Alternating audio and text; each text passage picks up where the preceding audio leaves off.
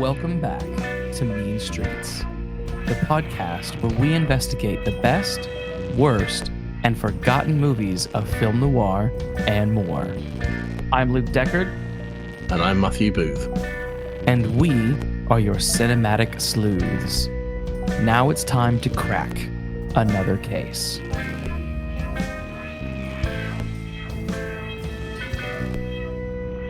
We got a good one coming up for him, don't we, Matt? We certainly have. We do. But before we get into it, just a quick reminder. If you're liking the show, you like what we do, like, subscribe. If you're on YouTube, if you're listening on Spotify or Apple, like, subscribe, and leave us a review. They really help us out.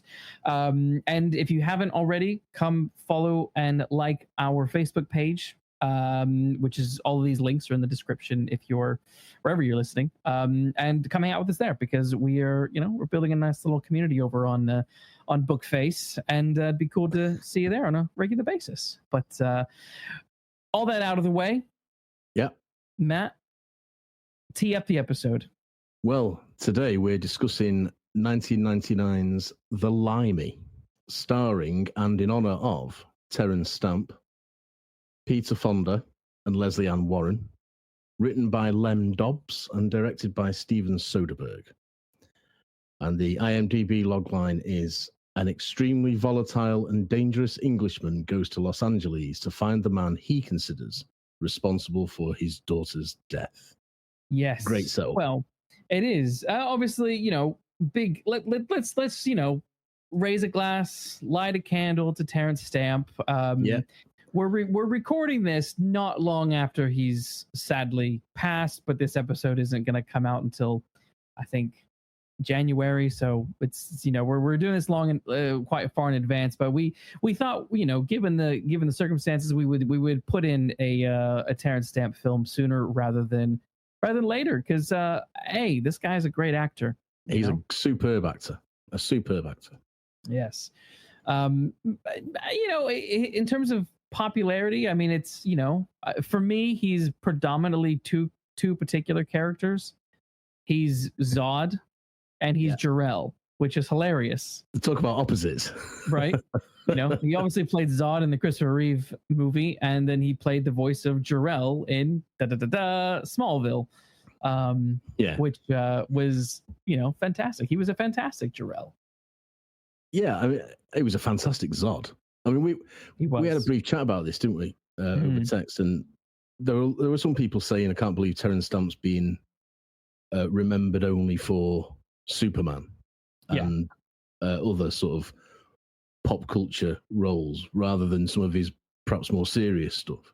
Yeah. And we were saying, well, on the one hand, I can understand that, because he did make some fantastic films that are perhaps not in the public conscious anymore.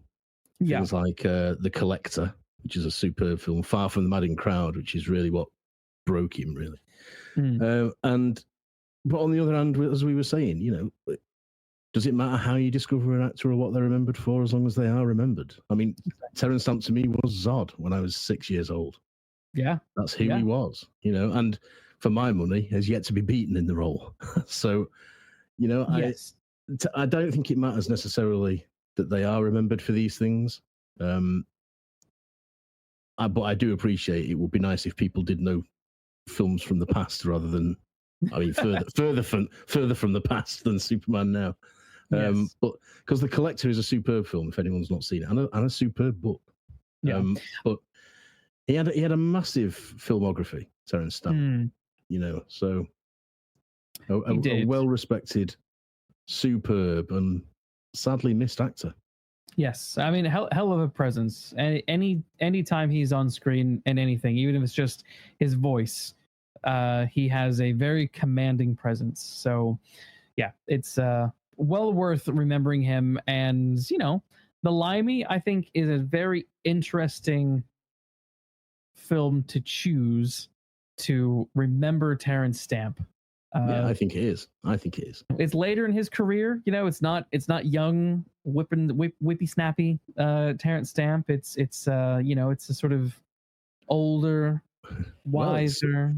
It sort of is as well, isn't it, with the flashbacks? A little bit, yeah. There's a little bit in there, so it's got a little bit of everything, I suppose. A little bit of everything. Let's do initial reactions. Matt, what was your initial reaction to the Limey? I'd seen it before, but a long time ago. So probably when it came out on video or DVD, whatever we had in the early 2000s. So I'd forgotten a lot about it. So I was interested to revisit it, and I enjoyed it overall. I found it absolutely fascinating. Sometimes I found it frustrating, but sometimes I found it spellbinding and really compelling.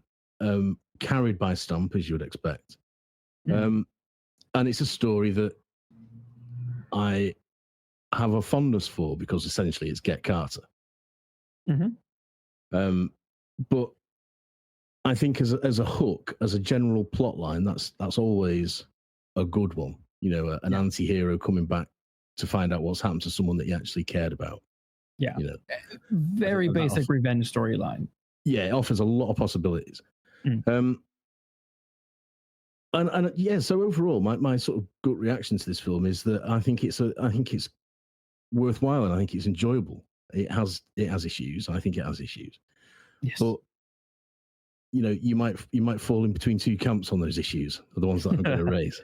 But I think it's one of those films where what annoyed me about it, or irritated me about it rather than annoyed, wasn't enough to make me want to jack it in and turn it off. Sure. But there's sort of minor quibbles or quibbles. But overall, I think this is a decent, enjoyable film and rattles through at 89 minutes. Yes, a cool hour and a half, which was like, It's true. It's nice to see a film that is taut, yes, well told, no padding, and still achieves quite a lot in a short runtime. Yeah. It's a sign of good filmmaking. My initial reaction for the Limey, it takes a bit of getting used to.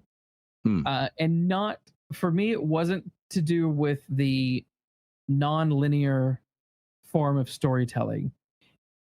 It was the way that the film looks has a sort of cheap vibe to it. At least the Blu-ray copy that I have. I don't know if this has been changed or whatever over, time or whatever. But the sort of, it's not the cinematography that's bad, but it's the sort of the scenes all sort of have almost a documentary style to them, where it feels almost a little cheap in places, not everywhere, but in places. Sometimes you sort of watch a scene and it looks a little bit weird. The color grading looks a little bit odd. The acting is maybe feels like a little bit Tommy Wiseau and in places. I'm referring specifically to the bit in the warehouse where the gangsters have thrown him out of the warehouse and they're standing over him, and all three of those lummoxes really cannot act. No, that's fair to say. It's a very bad. It's a weird scene, made even more weird by the fact that when Terence Stamp stands up and pulls a gun out, he goes strutting back into the place like he's on some sort of Victoria's Secret runway. Yeah, he does. Yes, he does. He has got a very odd gait as Terence Stamp. I don't remember him walking like that in Zod. I don't know if I think he was putting something on. I think he's putting it on. Yeah, it's very odd. Yes, yeah, it was. So those things aside, I found myself captivated by what I was watching, intrigued by the story, really quite intrigued by the editing, which I have a lot. This is probably going to be the biggest point of conversation. It's probably going to be about the structure of this. Of this movie, because at times it was sort of confusing at the beginning, but then you sort of, once you get into the swing of it, you're like, oh, this is interesting and working far better than it should. So I found overall like it was, a good romp, and a good time. It's not mind blowing. No, but it is a good time, and it was worth the time. It's worth your time. It's definitely worth the time, and I think given that this is such an age old tale, I think you have to give the film kudos. As old as time. God, you have to give the film credit and house points for trying to tell it in an interesting way, which is where the editing comes in. Yeah, I think you have to give it credit for that, really. Yes, because otherwise it would just be a pretty low key retread of what we've seen before in a better film, which for me is Get Carter. Yes, maybe. The complicated thing with that is, there's two opposing entities in this with this film. There's your director and there's your writer, and your writer doesn't like this film, and your director loves this film, and your writer doesn't like it because what the director did. Yeah, absolutely, and the director likes it because of what the director did. yes. Which we'll get into that in more detail in a bit. But I think it would be interesting to maybe get a hold of the original script and see how that plays. Because well, let's go behind the camera and talk about how this thing got made a little bit. I was going to say Get Carter. The Limey came out October 8th, 1999. Very long time ago. Man, 1999. Jeez. Yeah. Whew. So far back for me, I can barely remember it.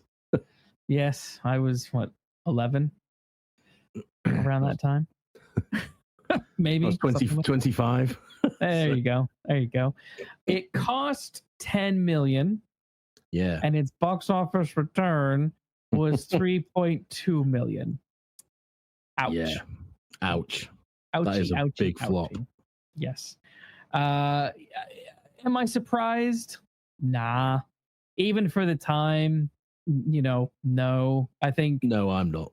There's, in terms of your star power, there's not, I love Terence Stamp, but I think there's a reason why Zod is the thing that people remember him for. Mm-hmm. He's a great actor, but in terms of, household name and stardom, he's Zod before he's anything else. And yeah, that is true. I can see that being maybe not the biggest draw. And the supporting cast. Yeah, Now, the supporting cast, certainly in two instances, if you are in another decade, if you're from the 70s, there are two big names in here. Yes, yes. But it's interesting that they cast these. I don't want to use the has-been word because they're not. But as a shortcut to what the point I'm making, that's what I'll say. These actors who haven't been around for a long time. Yeah, well, don't bury the lead. Just who are you talking about? Well, I'm talking about Barry Newman for one, and I'm talking about Peter Fonda. Yes. Peter Fonda, massive from Easy Rider, and Race with the Devil. And Barry Newman's in a really good, well, I remember it being really good, 1970s thriller called Fear is the Key. And he was in a fairly long-running 1970s TV series called Petrocelli, where he was a lawyer, I think. He might have been a lawyer turned private eye or something. But again, from the 70s, he was big in the 70s. So, but you're talking 20-odd years. Yeah. Since he was that big name on screen and TV. Yeah. When he's in this. And the same with Peter Fonda, really. I mean, Peter Fonda's done a lot of stuff, but a bit like Terence Stamp and Zod, he's remembered primarily for Easy Rider, which is the end of the 60s. Yeah. And John D'Alessandro, who plays one of the hitmen, I mean, he's like an Andy Warhol figure. He's from real art house cinema. And it's interesting that they choose these actors to portray these roles in this film, because you're right, in 1999, I reckon 90% of people would have said, who? You know, almost even to Terence Stamp, sadly. You know, until somebody says he's Zod, you know. Yeah. And that applies to Lesley Ann Warren. I think, you know, it applies to pretty much all the main characters. I think people would say, I don't know who that is. Yeah. So you don't have a star draw with this film. Yeah, there's a real sense of sort of nostalgia in this film. A sense of looking to the past and remembering a glory days that, you know, Valentino, you know, says actually it was just 2 years. You know, people remember the 60s, but the things that made the 60s only happened in a span of 2 years, you know. That's right. And that's where so there is this sort of sense of, you know, and of course with Terence Stamp's character Wilson, you know, he's very much looking to multiple pasts. You know, he's looking to his daughter, and he's looking to his, you know, using the footage from Poor Cow. The footage from Poor Cow to sort of you know, get a deeper sense of his life with his wife and, you know, daughter and all that kind of stuff. So there's a sort of yearning for the better days of, you know, the past throughout this piece. And so you know, interesting choices for these characters. Some work better than others. We'll get into that in a little bit. Yeah. But yeah, interesting choices. So directed by Steven Soderbergh. What needs to be said about Steven Soderbergh? I don't know. Yeah, he's a filmmaker who, you know, early in his career was he's kind of guy who doesn't really want to be pigeonholed. He likes to do weird things with his movies, and he accomplishes that. Prior to the LIMEY, he kind of came onto the scene in '89 with Sex, Lies, and Videotape, which was a massive indie film that won the Palme d'Or at Cannes way back in the day. It sort of kicked off an independent film boom. I remember that film coming out. Out. It's one I've not seen it, but it's a name that I know. I've always known Sex, Lies, and Videotape, but I've never seen the film. But it's, you know, it's, as an indie film, it had some sort of impression somewhere along the way. And just to sort of sidetrack, unlike the LIMEY, that was full of up and coming people rather than people from the past. You know, so it was James Spader, it was Peter Gallagher, and they were all sort of hot properties at the time. So it's interesting he's done a sort of a total pivot when he comes to the LIMEY. Yeah. Then he followed that up with Kafka in 1991, and then King of the Hill in 1993, which I find hilarious because Roger Ebert's review of The King of the Hill says Soderbergh does demonstrate again here that he's a gifted director, however unwise in his choice of projects, which I just find hilarious. You know, whatever. I think I sort of agree though. Like, and I understand the sentiment. Even when I think about the LIMEY, I'm like, okay, all right, interesting choice. You know, did you pull it off? Maybe. Could have been better. Yeah. Well, no, definitely. But he really found commercial success in 1998 with Out of Sight, which was an adaptation of the Elmore Leonard novel, and then came out with the LIMEY. I most know Soderbergh for his Ocean's 11 movies. I absolutely love the Ocean's 11 movies. Ocean's 11 is fantastic. Ocean's 12 is not so great, but Ocean's 13 is sort of a return to form. And I never get bored, and I'm always so happy rewatching those movies. And those are like, he's perfected his skill with non-linear editing and storytelling by the time he gets to the Ocean's movies, because those are all over the shop, but they work so well that he's perfected that craft by these films. And I think there was maybe, I haven't seen all of his movies, but maybe this is kind of like peak. He's peaked with this trilogy of, you know. Yeah, I went to the pictures to see Ocean's 11 and Ocean's 12, I think.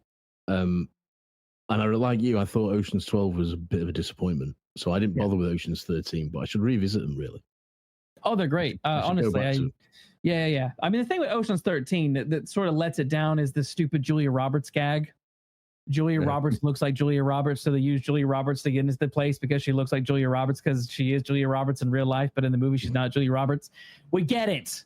It wasn't funny. That's the thing I didn't like. But it's still, look, I still have fun with that one. But yeah, no, I'm not a huge Soderbergh fan, but look, I do really admire that trilogy. I really admire them. I think they're very, very, very good. The screenwriter, Lem Dobbs. A couple of his bigger hits are the 1998 neo-noir film Dark City, and then of course the Limey. He started writing back in the 70s, and based on an unproduced screenplay, he was then hired to essentially do kind of script doctoring on Romancing the Stone in 1984. But apparently his credits are he's not credited in that for what he did. But essentially from that point onwards, he's sort of regularly had films of his adapted. He apparently has a screenplay that he's written that is apparently so good and everybody loves it, but it's never been produced. But everyone who's read it and talks about it says it's the best thing ever. But yet it's never. So yeah, he's. That's interesting. Why has it not been produced? Do you know? It just has. Apparently, it's everyone loves it, but apparently it's like difficult. It sounds difficult or something to that degree, and you're just sort of like, all right, sure, whatever. Okay. I guess, but it's I wonder if difficult has a hidden meaning. Who knows? It's called Edward Ford. The screenplay is called Edward Ford and has been quoted as, saying that most of Hollywood agrees that it's a masterpiece. So, wow. Who knows? Oh. So when it came to writing the Limey, he wrote this in a linear fashion. And as you've said already, it's a bit like Get Carter, but that was the intention. He essentially wanted to write something that was like Get Carter. And I think he definitely accomplished that. Now, one of the interesting things about his original screenplay was that there was more of a focus on rich versus poor and more sort of societal issues along that line. And I think when you watch the film, you can see that there are elements of that remaining, particularly if you look at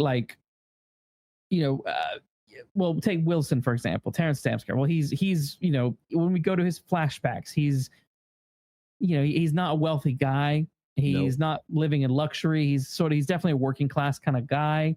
When we meet Eduardo, played by Louis Guzman, he is in a dumpy house somewhere. Lesley Ann Warren's Elaine lives in sort of a dumpy. Everyone sort of lives in dumpy places except for Peter Fonda.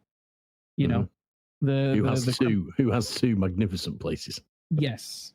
Everyone else is sort of living in dumps, but the top of the food chain, of the criminal food chain, Barry and Avery. Sorry, Avery and Valentino are living in the lap of luxury, but even Peter Fonda and Barry's hired guns are living they're in seedy bars and getting paid peanuts for the kind of jobs that they're being hired to do.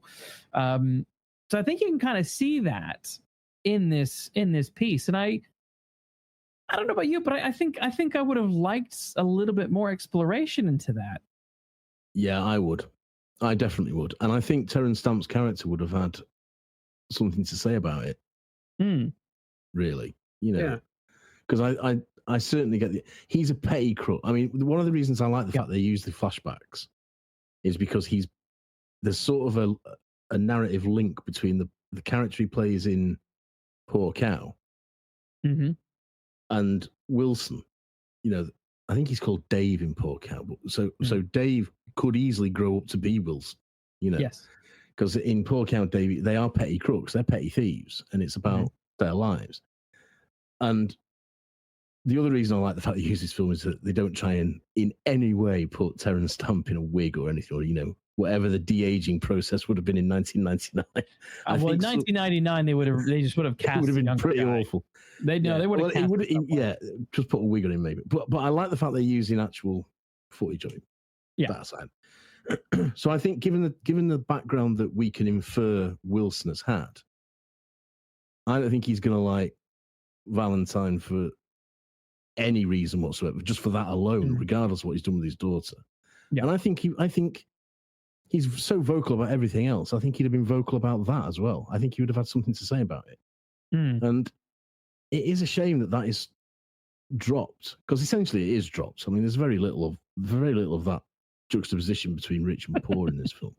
Yeah. Unlike something in the one that we talked about a couple of episodes ago, Hell or High Water. Hell yes. That's proper discussing rich and poor. Yes. And I think this film would have benefited from that, really. And I think, dare I say, it would have benefited from it perhaps more than, although I don't say we don't need this, I could have done with a bit less of Terence Stamp's meditating on the past than we get if we could have substituted it for more of that theme. I don't for a minute say the meditating isn't necessary. It most certainly is, and it does a very interesting thing. But if it meant we got more of the social commentary and the political commentary and the idea that the rich use the poor and what would have been, I'd have been happy to have sacrificed a couple of minutes of that to get some of that commentary. And you do have to wonder why it was dropped, really. Well, I should say, I'd be happy to take another 10 minutes on the runtime so that we don't have to lose any meditating. You know what I mean? So I think it's a missed opportunity. That's what I'm saying. Yeah. Well, I think the person to blame would be Soderbergh. Yeah, I think so. No, it is. he's the reason. He's the reason. He didn't want that stuff. He was his approach with this film is interesting. It really, really is. So he was the one who wanted this non-linear aspect. Him and his editor, when they were working on the movie, thought, you know what, let's change some of this around, and they decided, sort of in that process. It was edited by Sarah Flack. In this process, they were going to make it more non-linear. Now, what's interesting and mildly confusing is that they did do like pickup shots. So the opening and ending scenes of Terence Stamp on the airplane, which at the beginning you're made to think is his arrival into LA, but is actually his departure. You don't realize that until you get to the end. That is part of the pickups that they did. So basically, they were, they were looking at some of the early assembly cut of the film, and they thought, maybe we can go, and if we do these pickups, we can kind of play more with the idea that this is flashback and memory, and not as linear as maybe it was essentially put together as, which. Sparks. There's a infamous commentary out there that has both Soderbergh and Dobbs on there, and they're sort of bitching at each other the whole time. The whole time, which is quite fun. But yeah, so it's all sort of Soderbergh. His whole thing with that was this is sort of what he wanted to do with it, but. He was attempting to explore things of memory and regrets and forgiveness. And I think he accomplishes his goal with that. Yeah, so do I. I think he does. And I think the non-linear stuff is interesting. I think like I said earlier, it does make it it makes it a more interesting film to watch, and it stops you thinking. Well, it certainly stopped me thinking. I've seen all this before. Yes. It does stop you thinking. And there are things that because you certainly think his arrival is what you're seeing on the plane rather than his departure, and then you realise at the end it's his departure. and he has a quick moment of memory of a body on a beach, and you don't know who it is, and only at the end do you realise who it is.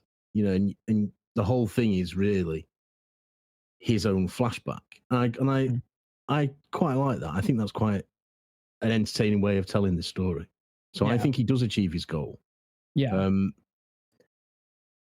You know, and it also makes you work a little bit. You know, you think, oh, right, so, and you can put it together chronologically in your own head then afterwards. And I think that I'm not averse to working for, you know, working for me money when I go to watch a film. No.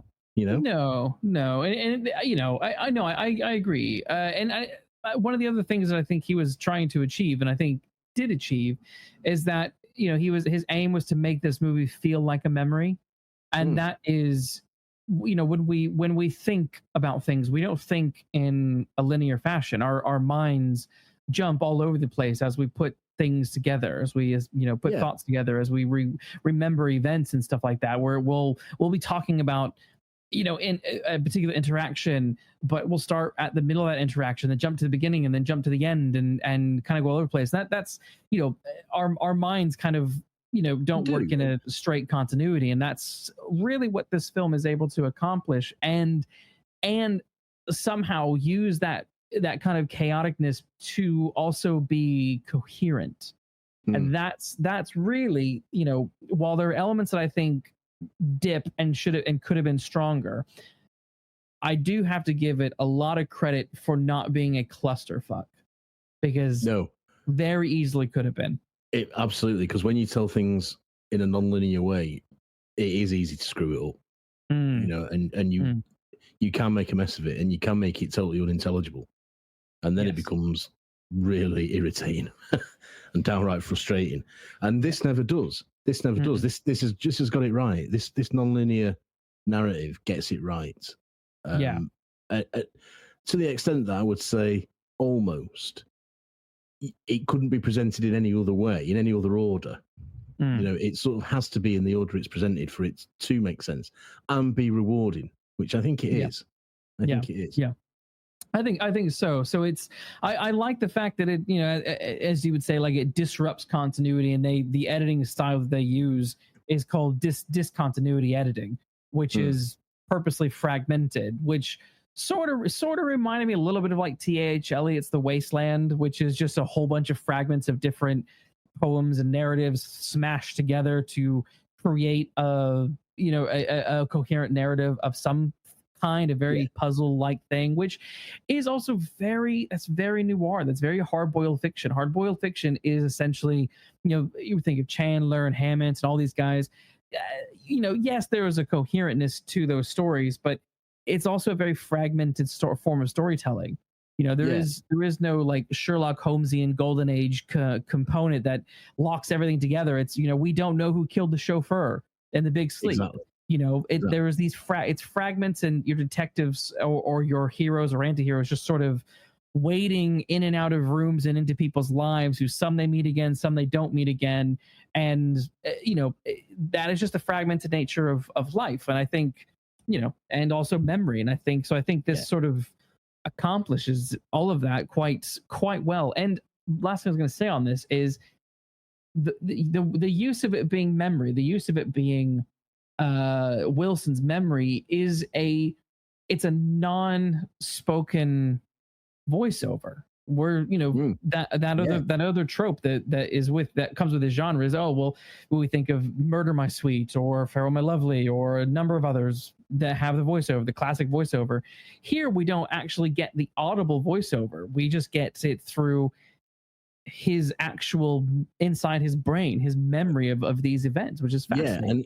And just to draw another parallel, it's if you take, well, this is memory. If you take the David Lynch films and they are dreams, they do a very similar thing. Yeah. In that this is how your mind works. You know, Lynch tells you what your unconscious, your subconscious mind is doing, and this film tells you what your conscious mind is doing. Because we're remembering things all the time, but you might not remember them correctly, and you definitely remember things out of order. You know, until you see something that makes you realize, or you remember something else that makes you realize, oh no, that came first. That event came first, and that's what you get with this. It's exactly the same sensation as a David Lynch film. Yes, but with memory rather than dreams. And as everyone knows, I'm a big Lynch fan, and this works just as well for me on that score, on that level. Yes, when I was watching this, I got to that scene where he is with Wilson is with Eduardo, and they are talking about Jenny, and he's learning about her life and how they knew each other and all that kind of stuff. And that's kind of where you get your first big moment of the interesting cutting between the narration and the story happening across different points in time and in different places and things like that. A lot of people like to reference the scene with Elaine for some reason as when he's recounting stuff about Jenny as they're talking here, but it also happens it does happen at the very beginning with Eduardo. So I don't know why people don't mention that one, but because I remember thinking when they were in the car, when Eduardo and Wilson were in the car together, after he was at Wilson's house and they were outside smoking and talking, I thought, the filming technique of this must have been that they filmed this scene multiple times in different locations in order to accomplish this. It just seemed to me, and then of course, in research, yes, that is exactly what they did. Which I think makes for an interesting experiment. I would say it's a risky technique because I could see it easily confusing people. I think there were some comments that I saw where they were talking about the scene with Elaine. Her name is Elaine, right? I'm not making that up. Yeah, Elaine. Yeah, in my head I was thinking Elaine from Seinfeld. I'm like, that's a very different Elaine. Very different Elaine. Yeah, very different. A much sexier Elaine though. But anyway, but the scene with Elaine where they're talking and then the conversation sort of gets to a certain point, and particularly when he's talking about how he knew when his daughter died, how he knew when Jenny died. And part of that conversation happens in her flat. Another part of that happens outside when they're walking along the pier or, the ocean side. And someone's like, we obviously, that doesn't actually really make sense because, you were having that conversation there, so it probably would have finished there. And I thought, well, that's not necessarily true because, he might have started the conversation. They might have talked about bits of it, but then he might have said more bits later on. So he's later on, remembering bits of that whole conversation. He's kind of doing this bricolage of conversation. Yeah. To sort of piece the whole thing together and remembering I was there when I told her that, and I was there when we said this, and and you do that. People do that. I've said to my mum, do you remember when we were at so and so and this happened? And she says, yeah, but we weren't there. We were at somewhere else. Yeah. Yeah. I said, were we? And then she has to convince me. so because in my head, I'm right. We were at place A, but no, turns out we're at place B. And so, again, it's all part of that trying to capture memory on film. I think that's a really interesting, brave thing to try and do. Yeah. No, I agree. And like I said, this could have so easily gotten out of hand and been incomprehensible. Almost in a Christopher Nolan kind of way at times. Yeah. If someone asks me what's Memento about, I don't know. Yeah. And the thing with that, you see, is I get to the stage where I think, I'm just going to stop trying and just watch it.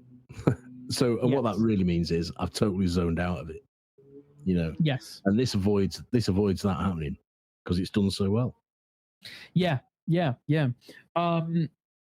So I gotta give it kudos for that because it's risky business when you're playing like this. But I think there are certain people, certain creative individuals who have a certain way of telling a story that only they can do.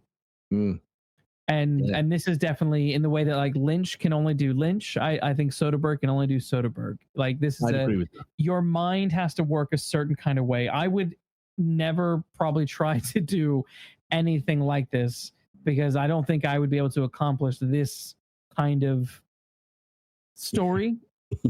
My brain doesn't work like this, so I don't know if I could do it justice. Yeah, as Dirty Harry says in Magnum Force, a man's got to know his limitations, and I'm with Exactly. you. I don't think I could do this either, and I think it's impossible for anyone to do a David Lynch pastiche, make a film that's a David Lynch pastiche, because only he can do it. And this is, I agree, it's the same with Soderbergh. He may take a few attempts, like you said earlier, to get it right, but he's well on his way to doing that here, I think. Yeah. Right. Let's chat a little bit about the cast, and obviously as we're doing this, we're chatting about the story and stuff. But let's go back to Terence Stamp, and just say a little bit more about him, because R.I.P. Terence Stamp. I like we said at the beginning, this Dobbs was trying to do a sort of Get Carter like film, and I like the fact that this is this weird sort of combination of British gangster movie meets American film noir. It's a very fun mashup of the two, because you've got your LA setting, you've got your LA corruption, you've got all that stuff lined up, you've got your sort of sultry women in the back, you've got all this stuff going on. It's all very, very, very American. But then you've got this complete fish out of water, geezer who is trying to find the person responsible for his daughter's death. And one thing I do really enjoy about the character of Wilson is that he is clearly an intelligent criminal. The scene where he goes to the warehouse is a very good example of that. And he goes in, has a gun, they take the gun, but he knows they're going to take the gun. But he has another gun hidden. And, after they've sort of beat him up and stuff, he picks himself up, pulls that other gun out, goes in and blows all their heads off, except for one guy. And I like the fact, I like how that they show that he's smart and clever. But again, sort of back to what Dobbs was trying to do, I also like the fact that unlike Carter, he is working class. He's not rocking up in some nice suit. He's not a swanky gangster. He's just a working class criminal. Yeah, he's a clever criminal, but I don't know how to say that. He's a clever criminal, but perhaps not a successful one, in the sense that he's never made 20 years cash. In jail. he's never made any cash out of it. So, and again, that's what I imagine the character from Poor Cow to be when he's this age. But I like that scene. I also like the fact that we don't see him shoot him, so that he becomes like a sort of, almost like a sort of spectre, and a sort of ghostly, almost supernatural, until he walks out and gives that great, tell him I'm coming. Yes. In a what could easily have been in a bit of overacting, and possibly is overacting, but it's very entertaining. But it works for Terence Stamp. And it works for Terence Stamp, yeah. And I like the fact that he's got that bloke who he confronts in the warehouse. He was in like every American TV show from the 70s and the 80s. He was always in Starsky and Hutch and Hulk and things like that. Right. And when he's got him face down on the desk, and he's going through the Rolodeck, I love that. I enjoy stuff like that, because he's using his brain and his brawn, at the same time. Yeah, all that is really well done, and he knows he's going to get a kick in, and I think he probably lets himself get a kick in. Yes, so that they can all think they've got one up on him before he walks in and just totally takes back control. And I love that. I love that sort of character that does that. Yeah. And again, like you say, the fact that he's in cheap clothes. I mean, even when he's in a suit, he looks a state, as indeed do I. And it's there are reflections of Get Carter in the plot, but certainly not in the main characters. They've got the same motivation, but not in the character. Character-wise, they're completely different. He would probably aspire to be Frank Carter, but he's never going to get the opportunity and be as good. So, and I like that, because of the fact that he's an underdog in his own sphere, but here he's absolutely focused on a mission, and he is ready to deal with it. So he's a fish out of water, but it somehow that gives him an added layer of strength. I think it's a really interesting twist because back home he's a nobody. Yeah. Yeah, I like that. I think it's a fun character. He's a fun character. He is. You know, he's probably the only one who's really properly fleshed out and could have still maybe used a little bit more flesh on his character bones, but it's still very good. One scene that I really enjoyed, but I think is maybe some people love it, some people don't. But I love the DA scene with Bill Dukes. I was like, it's Bill Dukes. Bill Dukes. Yeah, yeah, Bill Dukes. And what I love about Terence Stamp's performance in that is that and this sounds a stupid thing to say, but it doesn't come across as if he's learnt it. It comes across as if it is occurring to him at that moment. Yeah. You know, and it seems improvised, even though it clearly isn't. And that's not easy to do. That's a pretty difficult trick to pull off. And to make it seem that natural. Yeah. One thing I did get a bit, I was starting to get tired of until one line sort of made it okay, and that is his insistence on speaking in rhyming slang. Well, I was gonna ask you about that. The Cockney rhyming slang. That's because that is a big component of this film, and that is part of the reason why that scene is so well liked by lots of people, but then also quite frustrating. Like the Dobbs hates that scene because he thinks it becomes too comical, and I feel like the scene kind of works. I think it works. I think the joke of there's just one thing I don't understand, and that's a single word you've said. Yes. A single MFing word you've said. Yes. That's quite a nice little joke. Yes. But what I was getting frustrated, well, not frustrated, but tired of, was him constantly having to explain it to American people. That joke started to fall flat. And I don't think Wilson would. I think he'd just walk off.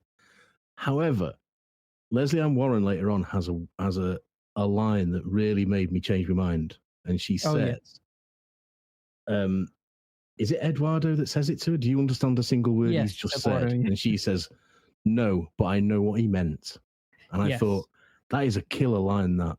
The way he said it, I don't understand what he said, but I know exactly what he means by the way he said it. It's just brilliant. And I thought, yeah, okay. I still don't like the ongoing joke of having to explain it because I don't think that's in character.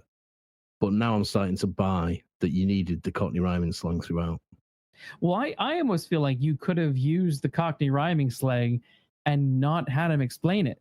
That's it. That's what I mean. That scene with the DA, he doesn't explain anything that he said to him, but you know exactly what he's talking about. Yeah. I was thinking about it as well, because I was thinking there's a few times I've seen some Shakespeare plays, and Shakespeare in the wrong hands is confusing as shit. Yeah. And I remember going to see Tom Hiddleston in Coriolanus in Covent Garden. And that was one of the first performances of Shakespeare that I went to and thought, oh my God, I don't know what they're saying, but I understand everything that they're saying. Exactly. And that scene is with the DA is exactly that scene. The problem with the DA scene for me is, what's the fucking point? Well, there's that as well. Let's come on to that in a minute, because explaining it is the fault. That's what I don't like about it. Definitely. Because when he says things like, I'm just going to have a butcher's upstairs, and he has to then explain that that's a butcher's hook, which is a look, that joke falls totally flat for me. Yeah. Because, and he says another one, he's my new China. And she says, what? And he says, China plate, mate. And the thing about Cockneys is they don't explain it. Yes. So I don't think Wilson would. I think he'd just, ignore it and walk on. So I think I appreciate, and I'm much happier with him not explaining it in the DEA scene. Yes. Because he wouldn't, Yes. He wouldn't. And part of it is to flummox him in it. Part of him is to throw him off guard. But yeah, I don't understand that for a film so short, does that feel like padding to you? It feels like it was probably meant to be something and have some sort of connection to the main criminal. That doesn't come to Valentino and Avery. And then they just kept the one scene and ejected everything else. Because the way it plays at the minute is it makes them being saved from the two hitmen extremely convenient. It's very convenient. And I feel Wilson deserves more than that. Yeah. I feel he deserves more than that because I think he could have got out of that situation. Yeah. I think that is really the point in the film where it begins to wobble the most. Yeah. And then doesn't really stabilize. Its landing is a very rocky landing, I think. And that is the point where it's like, all right, you're running, but your shoes are untied now, and you're starting to trip over your laces. Yeah. Because I'm like, when Bill Dukes pops up, you're like, oh yeah, Bill fucking Dukes, yeah. And you think he's gonna be there for a while, and then he's just in one amazing scene and then gone. And you're like, oh, yeah. All right, why did you even have this scene? Like, and again, because the whole scene is interesting because Dukes is like, I just want to get the drugs and burn them. That's how we handle things. Is I don't screw the rule book. If I got all these drugs, I don't care about the bureaucracy. I'm just gonna burn them all because that's the only way. That's the only way. We can handle stuff. Yeah. Yeah. And I like the idea that he's not. He's quite prepared to let Wilson carry on his little private vendetta. Because in the end, if he succeeds in the end, then it's another link in the chain gone. Exactly. So and it saves the cops a job, or the DEA agents a job. I quite like that. Again, it's a nice little twist because normally the PI is being told to keep his nose out. Yes. Or the investigating character, we should say, for sake of completeness. Sure. So I think I wish that there were maybe one or two more scenes with Bill Dukes along the way to sort of tie up his character or have him be a bit more, I don't know, connected in some way to this. Yes. I mean, if he's not bothered about Wilson's vendetta, why doesn't Wilson tell him where he's going to be, where Valentine's going to be, where Avery's going to be, and let the cops tidy them up? Yeah. And leave Valentino, whatever he's called, to himself. Exactly. So that one was an odd one. That was an odd one. Back to character. I think we should spend just a few minutes on Peter Fonda. Yeah. Now, he's maybe the most miscast of this lot. In that, on one hand, he is perfectly sleazy and gross, and he is accomplishing that. On the other hand, he's also just a bit damp. Yeah. And is that the point? I'm not sure that it is the point. There's a spark. Not that he needs to be threatening or whatever, but there's just a sort of, there's just something missing. There's a ingredient missing from that character or from Fonda's performance that just sort of doesn't totally work for me. Yeah, he's definitely sleazy. There's no denying that. He's definitely sleazy. And I think the idea is that he is weak, but Avery, his head of security, which is Barry Newman, he's the tough guy. He's the one that does all the clearing up, obviously, but he's also the sort of one that's prepared to take all the flack. And he's the one that's meant to be sinister and menacing. Yeah. And, my problem with that is that Barry Newman's not big enough for that. In terms of, he doesn't look imposing to me. He doesn't look imposing to me, Barry Newman. He looks like an accountant. I don't know. I thought he worked. Yeah, no, if the idea is that he's the dangerous one, then you have to, you have to buy into the fact that he's then sort of a mild-mannered accountant by day and a menacing killer by night. Yeah, and a bit like Peter Fonda, an element of, and I'd be perfectly fine with that, but an element of it is missing for me. He comes into his own in the end, definitely. I would like to have seen that happen earlier, rather than just being the. Why does he have to hire 2 hitmen to do it? For example, why don't you just go and do it himself? Well, okay. With Avery, with Avery's character, he's the middleman. He's the facilitator. So for me, I get why he's not doing the crimes, because he's not the criminal. He is I can't remember his name, but in Lethal Weapon you have Joshua, who is what's his face, Gary Busey is your main villain, but actually behind him is the more menacing figure, even though Gary Busey is menacing to look at and has the fight and stuff, but he essentially is just sort of being used by the guy behind him, who's the character and the actor. I can't remember his name now, but that's how I sort of saw their relationship. Peter Fonda is a deflated, wimpy Gary Busey from Joshua character from Lethal Weapon, whereas Barry Newman is the brain, more the brains, the operation, the money man, the brains behind it. Now I can buy that. Yeah, I can buy that. That's how I see his character, and he's the one who's like, I know the guys, I can get them done. He's using Barry, I think, or not Barry. Avery is using Valentino to launder money and do the drugs and all that kind of stuff. But I can buy him as a money man. Yeah, I can definitely buy him as a money man. I think that's what he is. That's what he is, though.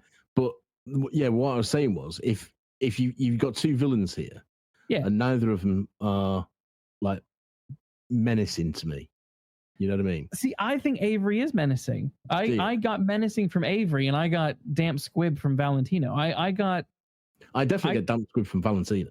He's just a sort of what I imagine a typical rich music producer is. Just like a total waste of space. Yes. Yeah. Which is why I find it odd that he is the. I mean, we find out why, but why doesn't Wilson pick up on the fact that that's what he is, and that there must be something more to what's happened to his daughter than, it's set up that Valentino is a dangerous drug dealing killer. Yeah. So the minute you see him, you think this looks like Richard E. Grant's older brother. Yeah. And you think this isn't anyone dangerous. And why doesn't Wilson? The villains are. I think the villains are. Is that not the point though of Valentino? Like take Peter Fonda out of the equation, and just someone else is playing that role. Like, is he meant to be sort of to be the point? A bit of a contradiction where you're like, this is the guy, but the thing is, Wilson doesn't give a shit about the drugs. He just cares about the guy who killed his daughter, and that's all he's after. Well, I suppose, okay. Yeah. Regardless of how she died. Yeah. He doesn't care about what their operation is. He just, because he's a criminal. He's a crook. I agree with that. I agree with that. But I know what you mean about him being, he is a bit wet, and he gives in too early. But again, maybe that's the point. Maybe he's just a coward. And,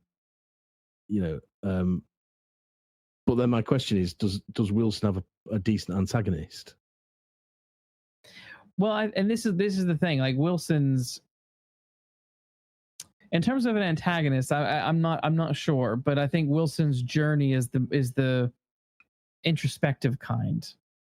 Yeah, and the ending pays that off. Yeah, it's all about him, thinking about his daughter and thinking about his life and trying to get answers more than it is a Mel Gibson's Murtaugh or not Murtaugh Riggs going up against Joshua. You know what I mean? Yeah, absolutely. Yeah, I buy that. And maybe what would have made it better is if they could have, if somehow the script could have maneuvered it so that they actually had a couple of scenes of just talking to each other before he reveals why he's there. So that they could play off each other a bit. Yes. Because I have to say, I think Fonda's a better actor than he comes across as here. He's not doing a great job here. He's not, and I wonder whether he's got enough to to work with, quite frankly. He might not. But also with that ending, the other problem with that ending is it just again, it's another moment of coincidence where you think that it's Wilson who's shooting the place up and killing everybody, and then it's the hitmen. They just happen to be there on the same night that you know, you didn't even like set it up that like Wilson sent them there or led the trail there, or it's just okay. And again, if he told the cops where he was going and the cops turned up, they could have provided the shootout. Yep. Because the real reason for that scene is to give us a bit of action after all this internal meditating. So, but it doesn't have its own logic. I don't think it doesn't. Why it's happening doesn't make sense. Yeah. Whereas even if it is a memory, even if it is memory and flashback, it's still there should still be logic and there still should be memory as to why this is happening. Why? Yeah, absolutely. His memory's not that vague or mixed up that he doesn't remember why a load of guns started firing. No, exactly. Yes, that to me was a bit of a struggle when I got to that bit. That is where it's really, really, really wobbling. But the ending. Let's chat about that final scene. So they finally have their moment of confrontation, Wilson and Valentino, and in the process of their struggle and their fight and chase him down to the shore, Valentino tells him what happened, and that is, you know, his daughter Jenny found out. Tell me about Jenny, you know, with the thing at the beginning of the movie. We find out that she found out about his dope operation and threatened to call the police. I'm going to call the police. You're a bad man. I'm going to call the police if you don't stop it. Which harks back to an earlier story that Wilson told to Elaine about how when his daughter was a child, you know, she would threaten him as well and say, I'm going to call the police. I'm going to call the police, blah, blah, blah, blah. And then, but she, you know, but she never did. Never did. Now, once that is revealed to Wilson, he lets Valentino go. I mean, he's injured and he's, you know, probably got like a broken ankle and he's just lying on the rocks on that rocky shore. And then he just walks off. Now, I'm torn on this because on one hand, I get it that what Wilson has realized is that he is kind of responsible for his daughter's death, in that he was a criminal. She did this to him when he was a kid because she wanted him to stop doing criminal stuff. She grows up and gets into bed with a criminal and does the same sort of childish threat, but as a result gets killed. And it perfectly slides into that noir ending where you have your bleak, down, dour, no happy ending, no real justice can come from this, even if you do kill Valentino, because you are ultimately still responsible for your daughter's death. Yep. How well that is actually conveyed in that scene, I don't know. Yeah, I question that. Because I'll tell you what my gut reaction to it was. Mm-hmm. My gut reaction was, is that it? Yeah. Because I thought what we were going to get was this whimpering confession from a man that, this is where I think it works, that he is what he is, I suppose. From a man that Wilson started off thinking was a dangerous drug dealing killer, and then he gets this whimpering mess on the rocks. And I thought, he's not going to care about any of this. He's just going to put a bullet between his eyes because that's what he's come to do. Mm. And when it didn't happen, I can't deny there wasn't a glimmer of disappointment in my stomach. because I thought all this has been for nothing, but not in a good way, not in a good way. And then I started to think, well, maybe that's the point, because it depends what you think closure for Jenny's death is, I suppose. If all Wilson wants isn't, or if Wilson sets out wanting vengeance, but realizes actually he only wants closure, then he becomes a bit more heroic, doesn't he, for doing the right thing? Yeah. But there's also the tide. The tide. Yeah. That water is going to come in at some point. And he can't walk. Well, he's going to struggle to walk. And almost everyone else is dead, aren't they? Yeah, they are all dead. No one. How is he going to climb out of that? Is he even able to climb out of that, or is he just going to let nature take its course? So is Wilson then saying, "I understand now. I understand why she died, and I have to live with that." And the old Batman Begins things of, I don't have to kill you, but I don't have to save you either, sort of thing. Yeah. I can live with. That ambiguity I can live with. Yeah. Especially when it then cuts back to him in the plane and a little smile goes across his face. Yes. This is because I am in agreement. When he didn't put a bullet in his head, I was like, you didn't kill that a-hole. Damn. Yeah. But at the same time, I thought, well, I get the internal struggle, but also, yeah, that water's coming in and he's going to drown. I think that's the key to it. I think that's the key to it. He's not getting away. He's not getting arrested, but he's not getting away. So it's a memory that we don't get to see, which it's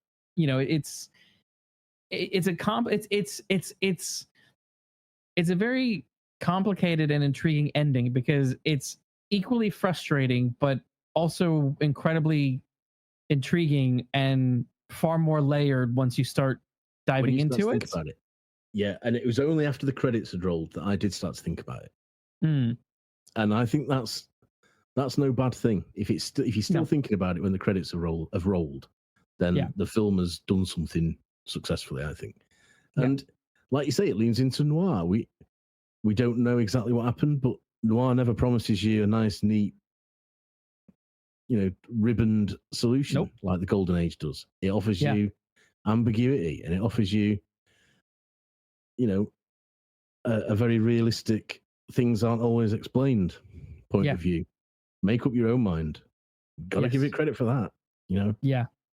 No, it's true. It's true. It's so I'm like, I think you kind of, like I said, you get to that DA scene, and I think the film really wobbles until you get to that scene where I think it makes the landing, but it's not a perfect landing. No. If this is gymnastics or something, it's like this is a I don't know, 6.7, kind of landing. It's like in Airplane when he says, "That was one of the worst landings I've ever seen in all my life." but at least the plane's down, sort of thing. Exactly. I think I agree. The DEA scene through to the shootout is where it really struggles with itself for me. Yeah. And then it's and almost to the extent that it pulls me out of the film. But then that ending drags me straight back into it, and I'm thinking about that ending and really what's gone before the DEA scene more than those 10 minutes or so. Yes. Yeah. This is a heck of a film. Also worth mentioning as well. The composer of the score is Cliff Martinez, who famously or not did Drive, which we've talked about. And has he done anything else that we've talked about on the old podcast? Off the top of my head, I can't remember. I don't think so. I don't No. No, we haven't yet, but he's done Drive, and I've seen Only God Forgives, and I've seen The Neon Demon, which the Neon Demon, yeah, which I think we mentioned that when we talked about Drive. we did. I think we did because I watched it because I was intrigued to see another Refn film, and I don't know how I feel about that one. That was a disappointment. That was disappointment. And the Limey, I think this is a really compelling indie noir. We'll call it indie noir. Yeah. Yeah. Actually, I was going to say when we were talking earlier about its failure at the box office, I think this is what I would call a critics film rather than a Joe Public film. Definitely. You know? So I think the average punter would probably get irritated, I think, by the non-linear stuff and would not like the rhyming slang and would probably think that Stamp's Cockney accent's a bit off, you know. And whilst I understand all that, I think, yeah, but if you can see beyond all that stuff and see it for what it is, I think this is a really, like you say, a really compelling film. And I think I didn't know what I made of it the minute the credits started to roll. I wasn't sure. Same. You know, and it took me a while to just sort of, with it ticking over in the back of my mind, to think, well, you've got to take this apart now and see, you know, view it objectively rather than just watching it as a story. And when you start to do that, you start to see things that, you know, really, really do reward rather than irritate. There are just one or two things, like I say, that caused me to think, oh, you know. But while I was watching it, and mainly that was the rhyming slang stuff, but then that one line, that Lesley Ann Warren line, just kicks it into place for me. Yeah. So, I think the only other complaint, and I'll make this very, very short, is generally speaking, I do think you have a character problem, because I do think Eduardo and Elaine, and you know, even the hitman, I do think generally the characters are all very thinly drawn. I think this is a matter of Soderbergh trying to do style and thinking about style and pacing and zip zapping around and not allowing the characters to breathe and become fleshed out, which is, again, in the commentary, that is something that Dobbs is quite annoyed about. He feels that there is very weak characterization. And I have to agree with that. I have to agree with you. You know, I didn't really know who Elaine was. No, she's just someone who knew his daughter, sort of, and that's it. Why is she around for the ride? Yeah, I didn't. And the same with Eduardo, really. I mean, you know, he becomes a sort of sidekick, I suppose, but I'm not really sure why. You know, why does he put his neck on the line for this bloke he's never met? You know, it doesn't really. And I think he made most sense to me when he said, "Look, I sent you the letter. That's all I can do." Yeah. You know, that I sort of think, yeah, you're right. Yeah. You know, so I agree, and I think there are some. I think you said it before. You know, even Wilson could do with a bit more meat on his bones, really, in terms of a character. Yeah. So I think that is sort of, I think characterization is sacrificed for the experimental editing and the memory quality of the narration, you know, of the structure of the film. But as I said, that's not to say that there isn't a lot to enjoy, and you do get enough to be able to be pretty well satisfied, you know. Just about, I'd say. Yeah, just about. Just enough. So it works. It's a film that works and can satisfy you, but it's also not. It's not perfect. It's no, you know, Murder My Sweet. It's not. It's not. And it's rewarding. It's rewarding if you look in the right places. I think that's the best way I can put it. Yeah. But as an average or as an all-encompassing crime thriller that can please everybody, I don't think so. I don't think so. I think you've got to be into this stuff. Yeah. To appreciate this film, and you got to be into indie. You got to be into art house indie cinema to be able to. That's right. Yeah. Enjoy it.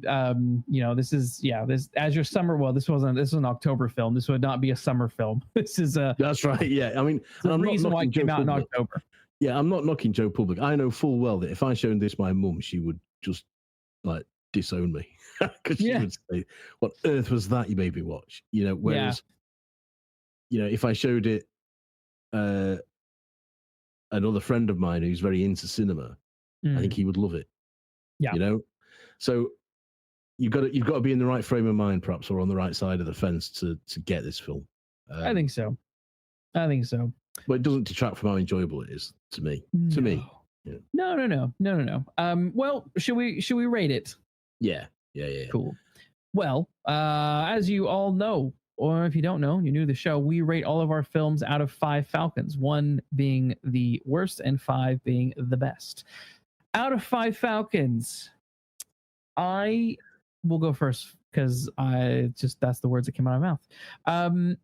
I give it 3 Falcons. What about you? Well, yeah, I think 3 is right. I think it's a fair score. I'm going to give it 3. I think it certainly isn't in the greats. I think it's too niche to be in the greats. And I don't think it's good enough to go up against ones that we've given 4 Falcons to in the past. I think it's eminently watchable because of Stamp. Artistically, it's fascinating. I think, and as I say, I like the story. I like the general theme of that story, of that plot, I should say. Yeah. But there are problems with this, and I think it's not bad enough for me to give it a 2 by any stretch. Oh no, that would be quite mean. But it's not good enough for me to give it a 4. So that leaves me only with one place to go, and that is 3 Falcons. Yeah, no, that makes sense. I think this to me, like I said, I feel like Soderbergh really nails this sort of non-linear, moving all over the place kind of narrative when he hits Ocean's 11. That to me just works so well. It's a really good blend of his art house knickknacks, but also being very commercial at the same time. Everything is kind of working really well in that film, and this is a sort of I don't know. It's just part of his journey, I guess, as a director. And I think in terms of the exploration of memory and regrets and remorse and exploring that, and using this sort of discontinuity editing style that really is a questionable thing, but does work and does tell a coherent story. There's a lot that I think on a technical side that I think you have to applaud and give a lot of credit to. Not to mention just generally good performances from most people except for Fonda, and those 3 thugs outside of the warehouse. But yeah, so yeah, it's a solid 3. It's a solid 3. Another couple of passes, another couple of scenes here and there could have pushed us up to a 4, but well worth your time. Well worth your time. And I would say own it. It's a good film to own. It's hard to get a hold of, so yeah, I would say own it. I'd say own it, and it's certainly worth 90 minutes of anyone's time. We have thoroughly investigated the LIMEY 1999. R.I.P. Terence Stamp. You were one of the greats, and you won't be forgotten, and you won't be remembered just for Zod. There are other things that people will remember you for, sir. But with that said, we can put the file in the drawer and consider it done and dusted. We will be back next week with another case. So in the meantime, like I said at the beginning, like, subscribe, review, help us out. It's really cool if you can do that. But in the meantime, take care walking down those mean streets.